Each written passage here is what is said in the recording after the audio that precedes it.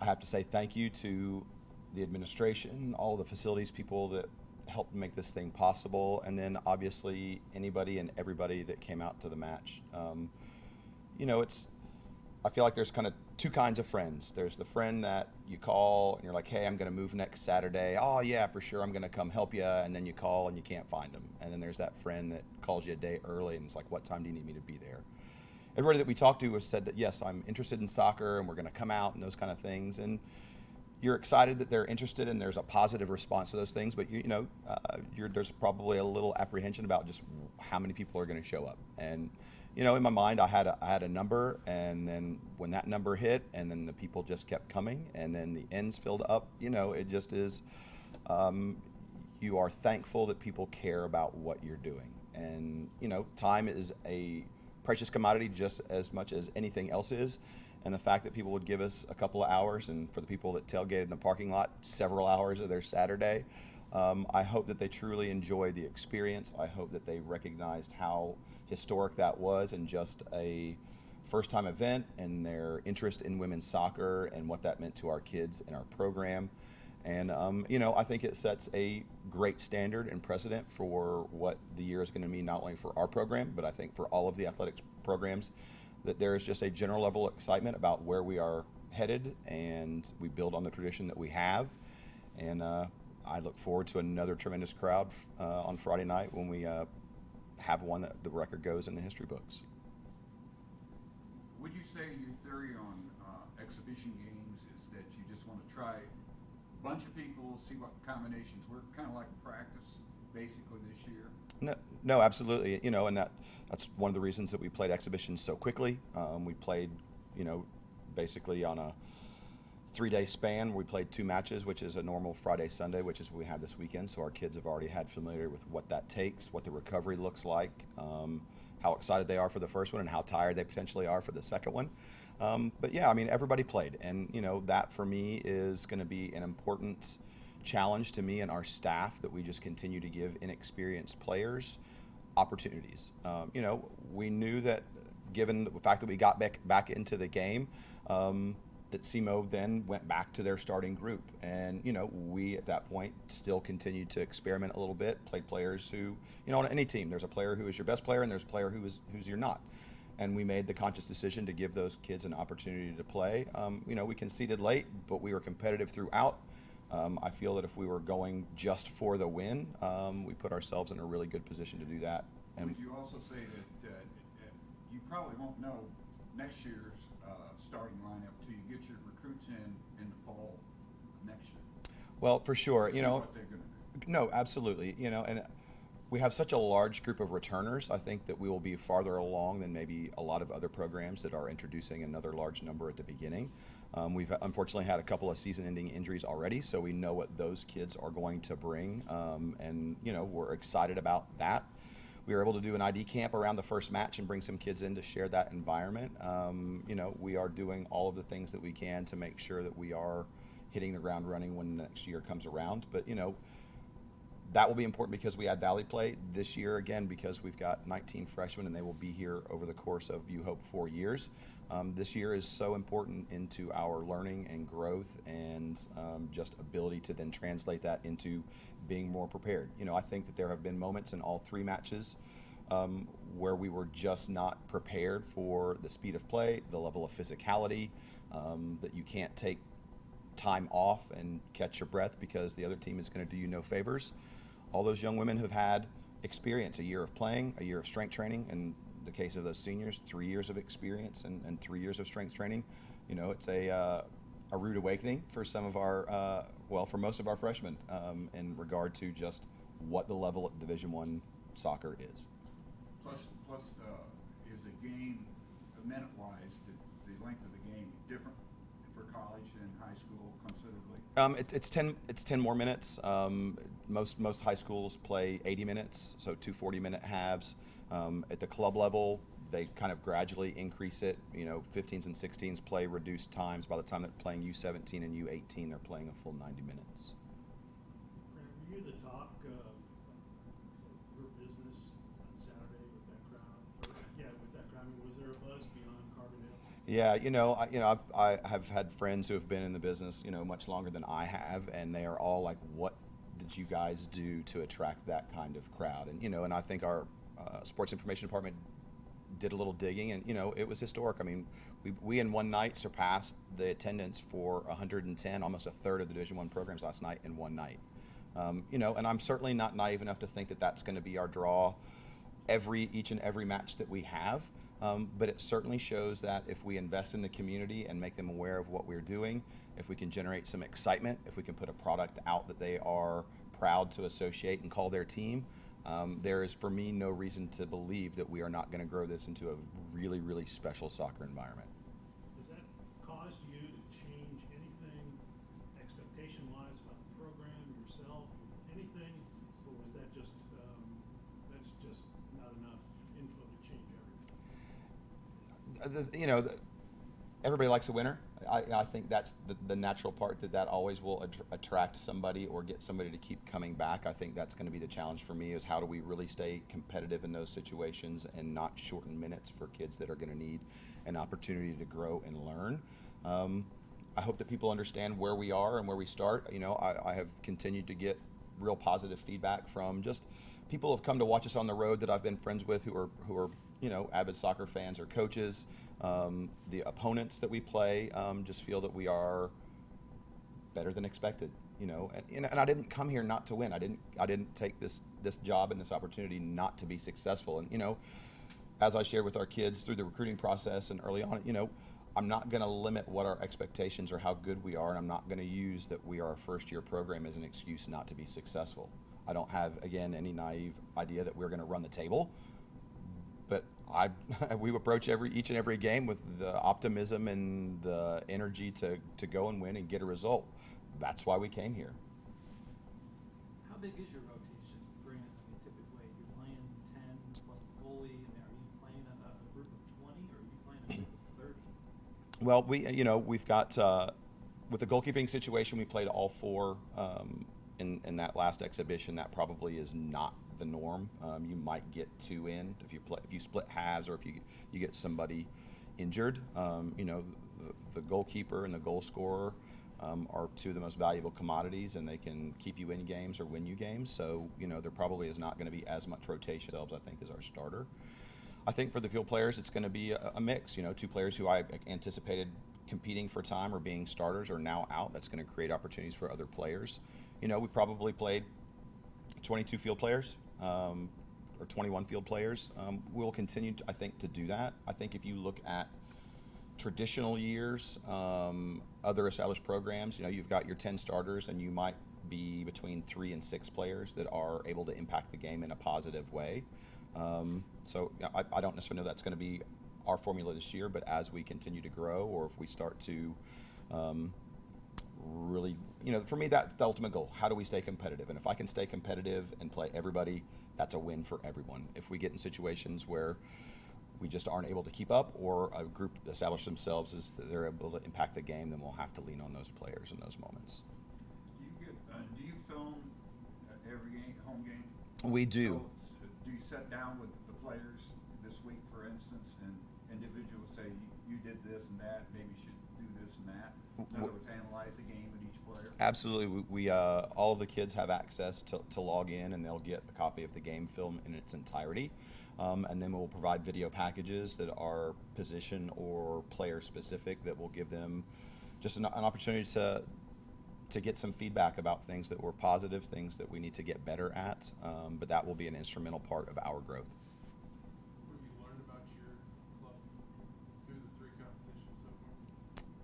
That we have a lot of really good pieces, and it's just going to take a little time for them to get experience. We're still moving enough people around that cohesion and that chemistry will still something I think that develops over time. But to be competitive right out of the gate, I know that we had talented pieces, but you just start against that sink or swim. You throw them into the pool, and you just don't quite know what's going to happen. There were enough positive moments where in each of the matches, fortunate to get a result against Tennessee Tech, and that was for me a big relief to just get that out of the way, so that doesn't become the focal point. And then again, to play UIC, to give up a goal in the run of play and a penalty. Goal we get against Tennessee Tech was a penalty. To come back again against a good SEMO team. UIC went on and beat Cincinnati 2 days later, 1-0. Cincinnati is a quality program. It plays at a really high level. SEMO started out and beat Memphis. Memphis, again, another really high-quality opponent. So, we were challenging ourselves to play at a good level, and I just could not be more pleased about where we are. What's the importance of winning the first match for him? I really just think from a mentality and just a mental and anxiety standpoint, that will always be the focus. The kids want to win, and if you don't get the first win, then there's more pressure on the second one, and there's more pressure on the third, and then the question of, are we good enough? When's it going to happen? I think you introduce a lot more anxiety and questions, right or wrong, when you can't get that result. So for us to be able to get one off the bat, our kids celebrated like they won the World Cup. I had to do some own just checking about quenching their excitement about the moment in the context of it's the first exhibition. In the grand scheme of things, you're probably not going to remember it a month from now. That's a bit much, but I went to the coaching staff, and there's always a raised eyebrow, I think, in those kinds. And I was like, I just hope you can recognize the kids have been talking about this, that this is a historical moment for us, and just recognizing that they're going to be excited, and knowing that I will go back to them at some point and talk to them just about the context of where we are and what that means. But they were excited about it for sure, and certainly I was too. And again, just to be able to remove that from the conversation, I think just brought everybody's calms, their anxiety about getting a W and those kind of things down, recognizing that, yep, we are good enough to win. Until you do it, you don't quite know. So for us to be able to, again, start that way was tremendous. You scored 2 of your 3 goals off the penalty kicks. What does that tell you about your offense as far as getting the ball where you need it to be to try to score chances? Sure. You need to be dangerous in the box. And, the game, although played in between the 18s, it's won inside of them. So you have to be really good defensively in yours to win matches. You have to be dangerous in the other ends. The fact that we have good players that cause problems. If it was easy to defend and our players weren't dangerous, we wouldn't be drawing those situations. So the fact that we can be dangerous in that area and that teams make mistakes says a lot, again, about our growth and how dangerous that we're going to be as we continue to just get better day by day. Well, is injured, how does it affect the lineup? I know you kind of touched on this. Well, it's unfortunate that it's 2 backs and 2 of the fastest players that we have on our team. So that's going to challenge us in some other ways. But, we were, and from previous conversations I've had with you guys, we were really intentional with our recruiting that players could play in a couple of different roles, and that's really paying off for us. The ability to take a player that we thought might be competing in the midfield, and you just slide them back, and now she's playing as a center back, and you really don't miss a beat. That has been invaluable to us. It's a competitive athletic contest, and you can't understate bigger, faster, stronger. The fact that we've got some fast kids out is going to challenge us in the back. We've got to find some ways to execute better, get better pressure on the ball, so we're not caught in foot races. But it's you can't make any excuses for it. Nobody's going to feel sorry for us, and I feel gutted for those kids because they're not able to experience some of the same things that our players that are, although they are there, and we are keeping them integral to what we do. And I think that they will be more mature, more appreciative of having to go through some of the adversity of being hurt. I'm not disappointed that we're going to get them for an extra year, and we'll have them for all 4 years of Valley play. Like, that for me is a win totally out of that scenario. But you feel for those kids because they, as much as anybody, wanted to be able to put the shirt on and go out there and make a difference for us. You said you had in mind a crowd that you expect. You want to share that number? Yeah, I thought we'd probably be around 750 to 1,000. When you added the student athletes, and you just and there was really nothing to gauge. Some of that I took from some of my own experience. Even when we went down to Florida State, when I was at Evansville and played in the first round of the NCAA tournament, I think that total was around 800.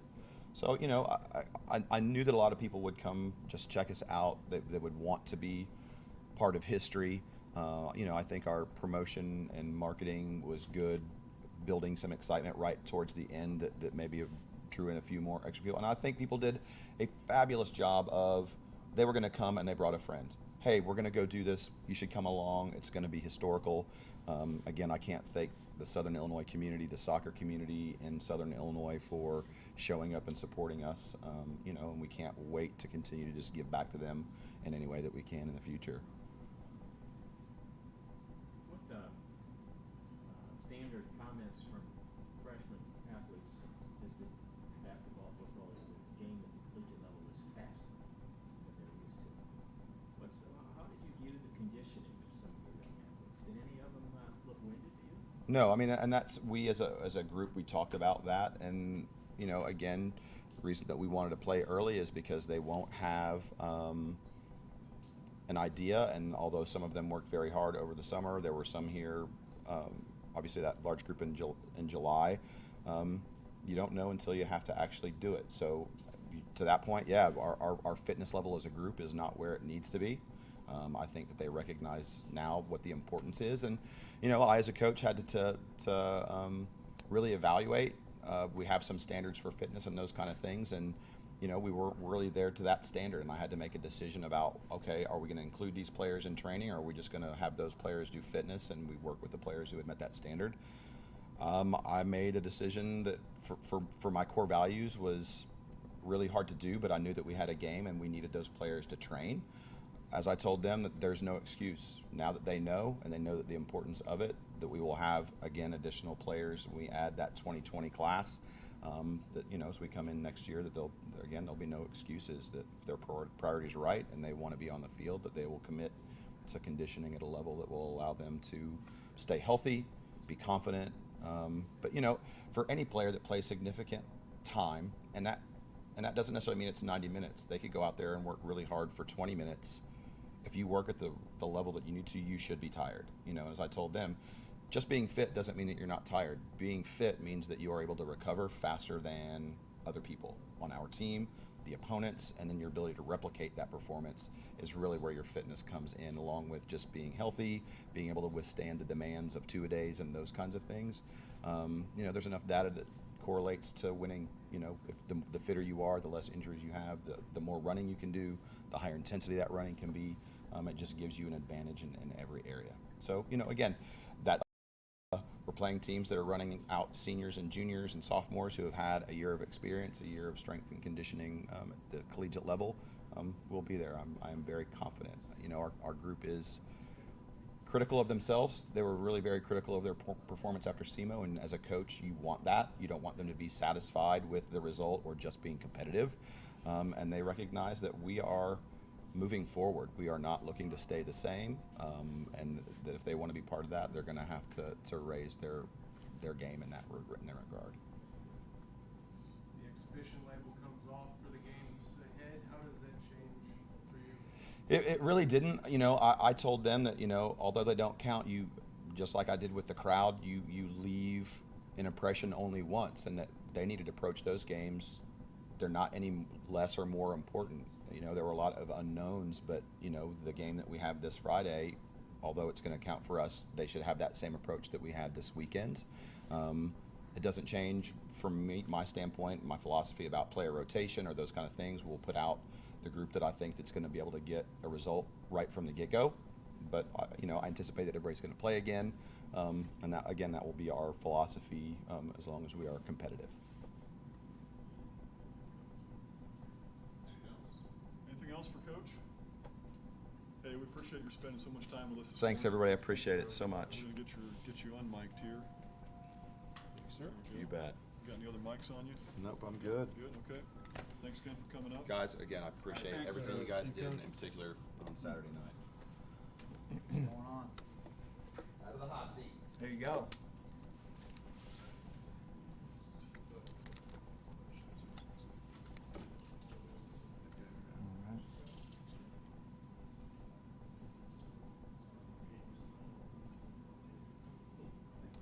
All right, so week one with Coach Hill's weekly press conference. We'll do this every week except the bye week. And we'll let it begin with an opening statement from Coach, and then we'll take your questions. All right. first, just seeing Grant up here, that was a fun opportunity for us to be a part of, even just being there at the first soccer match. He's done an outstanding job.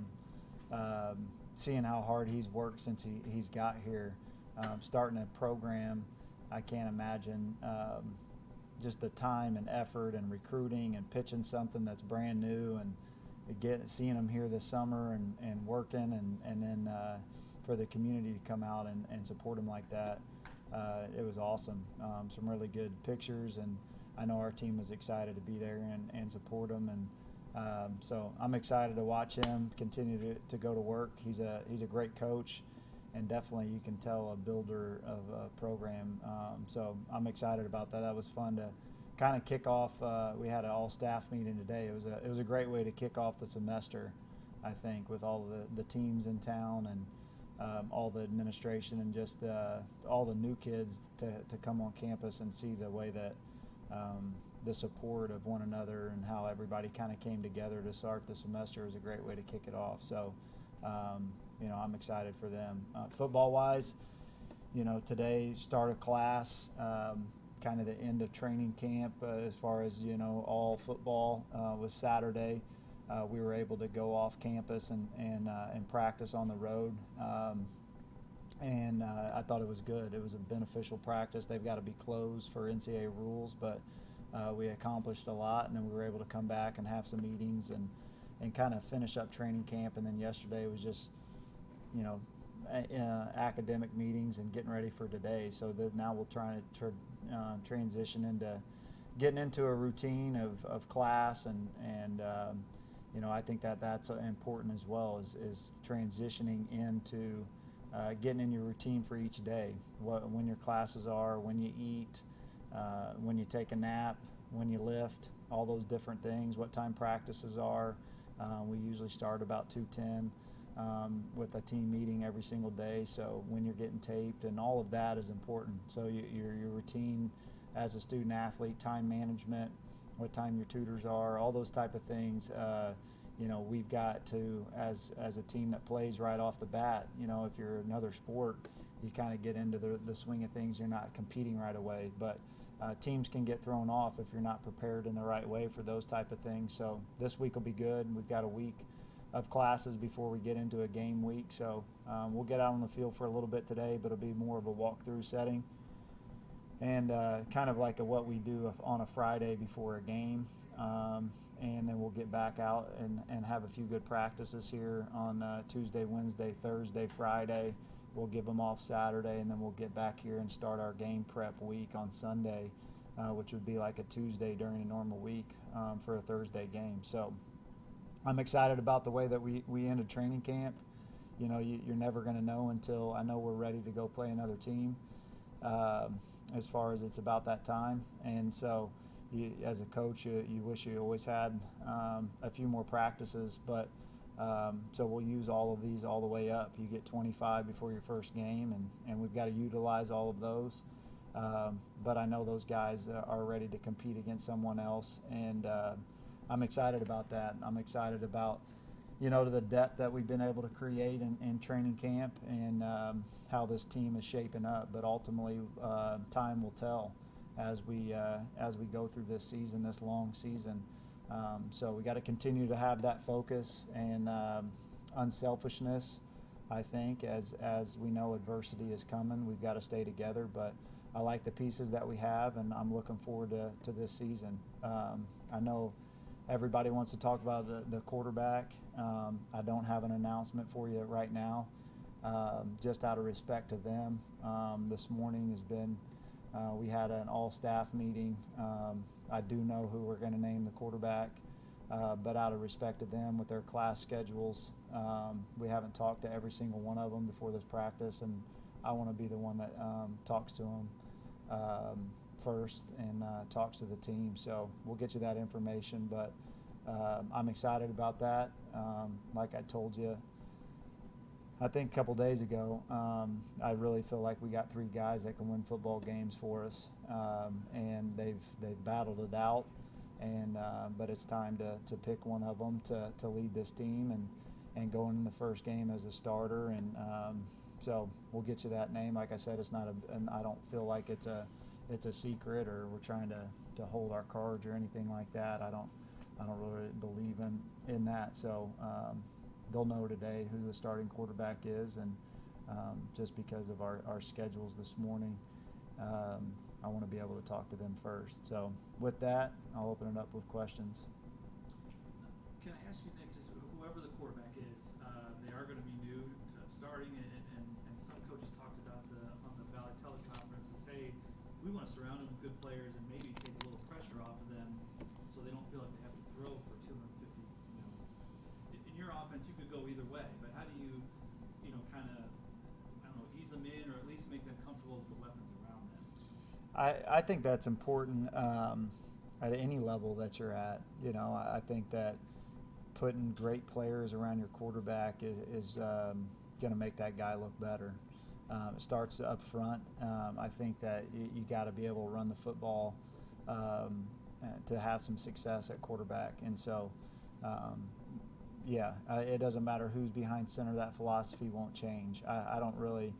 I think if you would listen to a press conference, Tom Brady will tell you the same thing. If they can't run the football, we're probably not going to be that successful, or I'm not going to be. We've got to be able to get the ball out quick and get it to playmakers. We got to be able to hand it to playmakers. We got to be able to set up, the play action game with being able to run the football. So I think it all starts with that, and I do feel good about the pieces that we have at the skill position to be able to do that, whatever quarterback. I wouldn't have been a very good quarterback if we didn't have Arkey Whitlock and Braden Jones and Alan Turner and good receivers and a stable of running backs each year that I ever played here. None of us would have been. We were able to turn around and hand it to someone that makes you look pretty good a lot of times. And so I think any successful offense has to have good players in it. And we've got some pieces, and we've got to do a good job of giving them a starting point, but ultimately they go out and make the plays. But to answer your question, surrounding your quarterback with good players is essential. Do you, when you choose them and talk to them, do you talk to them as a group when you announce the starter, or will you talk to them individually? No, talk to them individually. You were once a second-string quarterback, weren't you? Yeah. How do you convince them? There are a bunch of cliches that are just cliches, but seriously, one play, you could be not the number 2 quarterback, but the number 1 quarterback. Or an inch that would be great. Yeah. Do it. Yeah. No, it's you have to have that mindset. Days like today are not easy as a head coach. Whenever players come into your program and give you everything they got, and you got to give them the news that they don't want to hear. Maybe some coaches are different and they're blinded, but those guys have feelings and they've got emotions, and they've all came out here with the right attitude. They're great kids, and you got to remember that they're 18 to 22-year-olds, and it's not easy calling them in and relaying news that they don't want to hear. But they do, at the end of the day, have to be what we talked about, probably that position more than any. And when you do talk to the entire team after they know, the quarterback position is different. If you get, passed up, or you get demoted, or some young guy comes and takes your spot and you're the outside linebacker, you still know you might go in 15 to 20 plays that game as a reserve, or get to run down on kickoff, or get to be on special teams and get to have an impact and go make plays. And as a quarterback, you can be the number 2 and hold the clipboard the entire year if the right things, or you can, like you said, be one play away and have to go in at SEMO in the first quarter. There's going to be, but so you mental toughness, and being able to be committed to the process that we talk about. Days like today are when things really are tough. So you can talk about it, and whenever you get equal reps and you do those things, it's a little bit easier. But there's going to be 2 of them that are upset, and rightfully so, because I think they've all. If it was clear cut and easy, we would have made this decision a long time ago, and everybody would know their roles and it'd be clear. But there was times that they all 3 played the best for the day. So, but yeah, you got to be one play away. You don't know when. There's been teams that have to play their fourth quarterback. You know, there's years that we've played 3 quarterbacks. So, you know, they've all got to come and prepare. And it sounds, like you said, cliche, you know, because there's going to be an NFL quarterback competition going on, and the NFL coach is going to get up and say he's got to stay ready to go. He's one play away. And some people will continue to prepare for that, and they'll be ready for that moment. Some will take a couple weeks off and get into their feelings just a little bit and not be prepared and not take advantage of the moment when their time is called. It can go either way. As far as the running backs are concerned, because we have DJ Davis, but have you lined out some sort of order at how do you use the other 3 backs, or will that just depend on the game? Yeah, our running backs will. I mean, if you know, you run 75 to sometimes 95. I think last year against SEMO we ran over 100 plays. So as a tailback, you're not going to be in there for all 100. You know, so we'll use multiple running backs. I think that DJ Davis is our clear-cut starting running back, and it's been nice to see him back in there the last week, and really had a good day on Saturday, and was able to get in the third period there on Thursday at our last scrimmage, and you could see he's got his twitch and just the old DJ, and he's experienced, he's tough, he's everything that you want, but we also have to know that it's a long season. You're not just going to wear him into the ground. You know, really the 4 backs that we've talked about throughout training camp have all proven that they can play at a high level as well. I think Romir Elliott has come in as a true freshman, and he'll play in game 1. Javon Williams and Tremaine Lee. You know, Javon is a big back, you know, 235 pounds that we've moved. We've all talked about in here. So they all kind of give you something different. You know, DJ's a guy that you can move around and play in different positions. And I think with the depth now will allow us to do some of that stuff as far as moving him around the field and throwing him the football. And Romir is a guy that's kind of a blend of both, where Romir is a power back that's put into a short 5'4", 5'5" frame, you know, and so but he's powerful, but he's also quick and elusive, so he can run between the tackles and outside and get him the ball. And then Javon's just a big athlete that's fun, you know, got to find ways to get him the ball too. So those are all good problems to have. And then Tremaine, I think, has really had a solid camp, you know, had a good scrimmage on Thursday, and has proven to not just be a 4th string guy, but as a guy that can come in and move the chains as well. Any of the freshmen you've talked about will definitely play more than 4 games at this point? Besides Elliott?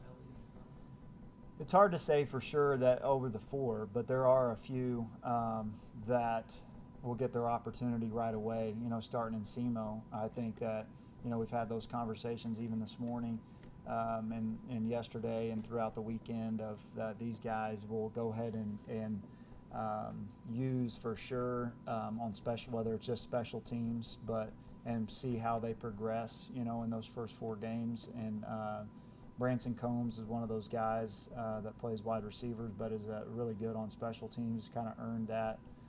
PJ Jules is a corner. That's probably still a little ways away as far as our depth at corner, but could really add some depth for us on special teams and doing some things. Will Hopkins is a kid that we've talked about on special teams that plays linebacker. Obviously, we talked about Romir playing as a freshman. And then the other guys are kind of Tanner Quorum is a kid in the return game, wide receiver, does a lot of good things. You know, we had him at safety in the summer, and then we moved him to wide receiver starting training camp. So he's a guy that can tackle, can do a lot of good things as a gunner on punt, and has proven. And if they can be starters on 2 or more special teams, I feel like you can go out, we should play them. And so those are some names that have all come up that could be in the mix on special teams even in week 1. It sure seems, Nick, that you practice differently in camp. Do you? Did you feel like it was a dramatic change? Maybe like what do you mean differently? It seemed like the drills were different. It seemed like there was more teaching. It felt like a different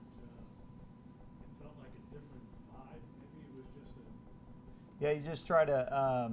I don't know if the structure was similar as far as the amount of individual periods and the amount of team periods.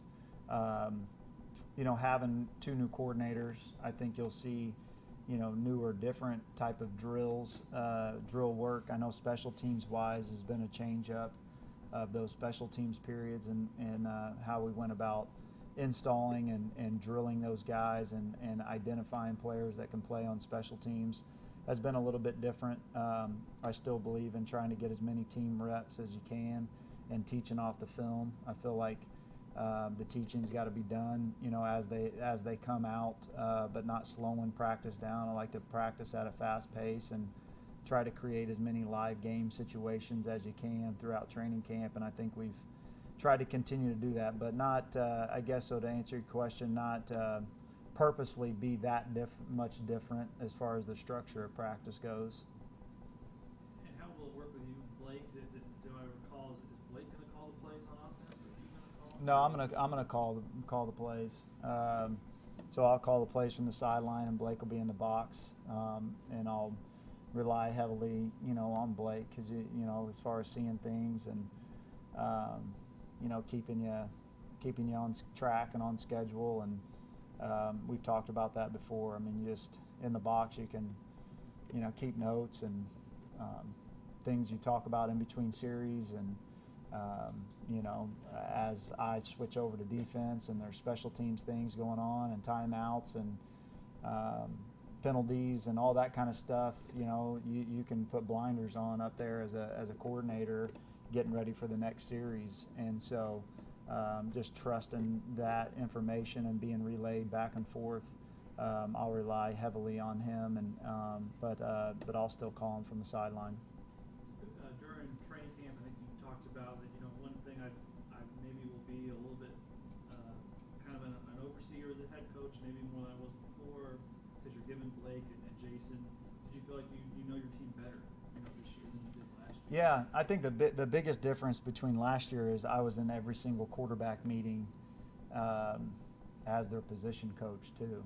So I was the position coach and then coordinator, and so you really, if during meetings, if I wanted to go sit on a defensive meeting, I'd go sit in a defensive meeting where I wasn't responsible for getting through every single play. I knew Blake had that with the quarterbacks on things that we'd already watched as a staff and getting relayed, and so it allowed me to do those different type of things during meetings, and like you said, different opportunities to meet with players one-on-one, call them out of meetings at night and train, like what training camp is,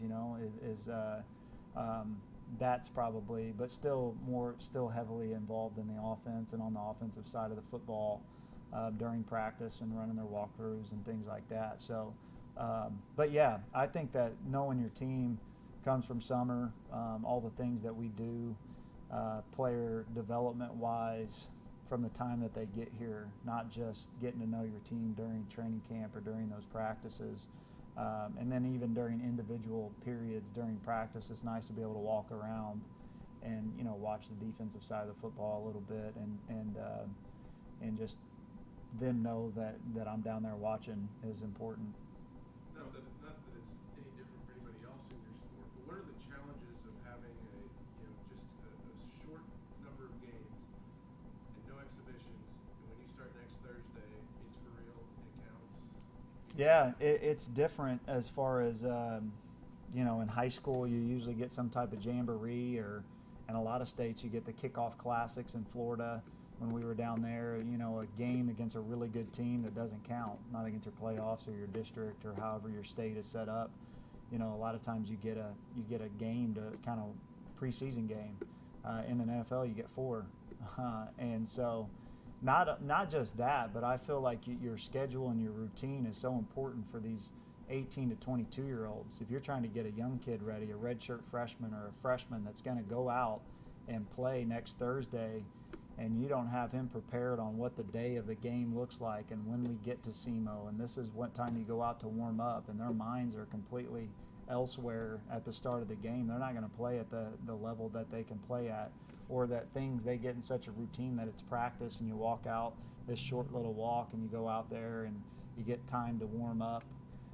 It won't be like that during the game. So I think that we really probably differently than in years past or more, and that goes to having 5 new coaches as well, is we tried to create a couple game day atmospheres, a home game, an away game. When we went on the road, we tried to create the exact time slots for everything of the morning of a game, like at SEMO.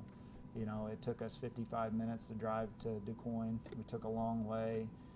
We got taped there. We had to get dressed in a high school locker room, where it's kind of what time are you going to come out and kind of go through your own routine, going through all those warm-ups, because even as coaches, you got to be detailed on that. If you're confused or, not in your routine as a coach too, the players see that, and I want everything to be detailed when we get to game day next Thursday. So, and they count. They all count. You don't get a half to warm up and kind of go through the motions. So, you got to get ready to play. I mean, like this Saturday when Florida plays Miami, huge rivalry. I mean, that thing's getting kicked off, and no one cares if you've warmed up or not. So, we got to be ready to go when the ball's kicked. What did the very first interception, I think your scrimmage yesterday, what happened on that play? Defensive back, I mean, it was a good play. I'm trying to think. Across the goal line? Trey kind of. Oh, yeah, down here. Yeah, that was Correa. I felt like really Trey just outcompeted Landon for the football. If we had to go and throw it again, I'd tell him to throw it in the exact same spot. Really, Trey made a play, and that's it. When it comes down to it. There's going to be some 50-50 balls. We talk opportunity balls, and felt like we gave an opportunity to go get it, and Trey is behind the play and kind of goes out and competes and wins a 50-50 opportunity and made a heck of a play on that thing. That was a great individual effort by Trey. Where is he on the depth chart? I mean, Trey will be. I really feel like on defense, you have a number of starters. I mean, Trey has put himself in that category of being a guy that can play. I mean, with Torian, with Madre, with Trey, with JT, those guys will have to be, again, if you're playing 100 snaps, as a corner, you're not going to play 100 snaps, so. Well, last year 4 wasn't enough. Yeah, exactly. So, I mean, Terrence Henley at 5, we talked about P.J. Jules, being your 6th guy, that eventually throughout the year, those guys have to be ready to play. But Trey has come in and done an excellent job and proven that he is a starting caliber player on our team. Is your depth chart settled as you head into this? Yeah, I think at this point you got to know, if you call out the ones for practice, you better know who's going out there with the 1s and the 2s, and then kind of who your 2.5s are and who your 1.5s are, kind of like that. At the offensive line, same type of thing. We feel good of about 8 of them that could go in and play. That's the other thing. Right guard and right tackle are still kind of they've got to keep competing all the way through, and we've done that. We've played. Had a rotation on the offensive line at guard throughout games, and tackle, and you'll probably see us do that. And so they got to continue to develop. But yeah, for 95% of it, it's where it will be going into SEMO, and that's you got to go out and play too. That's the thing is, it's you can use that. You got to perform, and you want to have depth. And good depth to where if you're not playing well, somebody's there to take your spot. How do you feel about the kicking game this week? Good. I feel like it's another one of those that you got to get them. You got to get them under the lights, and they've got to make kicks whenever the game is on the line. That's the one thing that with Griffin.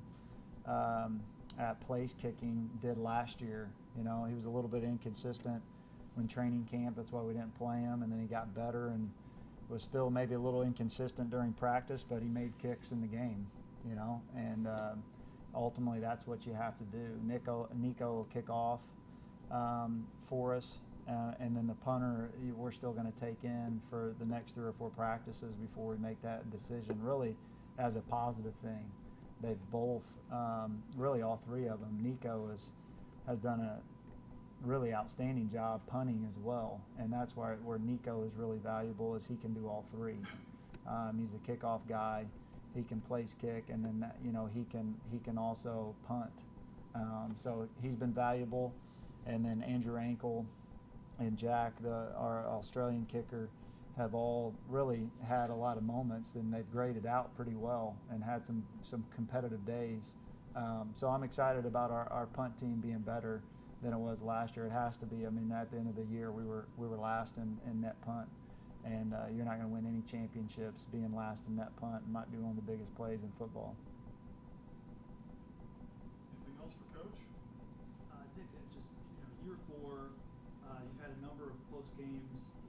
As a head coach, when you evaluate at the end of the year, has it been hard for you to trust the process that you've had for the program, or is it?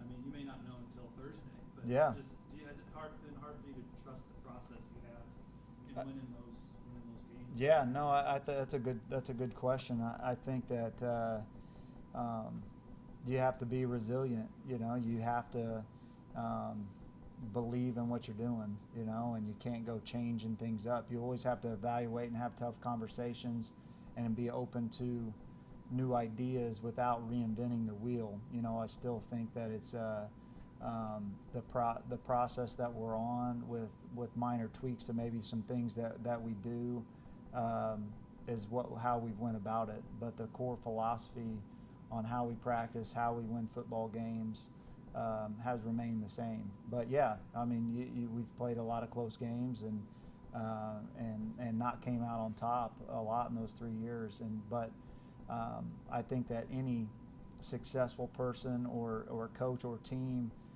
has to use those to their advantage and look back and learn from them. And when you're presented with those opportunities in the future, when those things come up this year, we should be better from it, of being in those experiences and growing as a coach. You're really not ready until you are given the opportunity, and you got to learn along the way.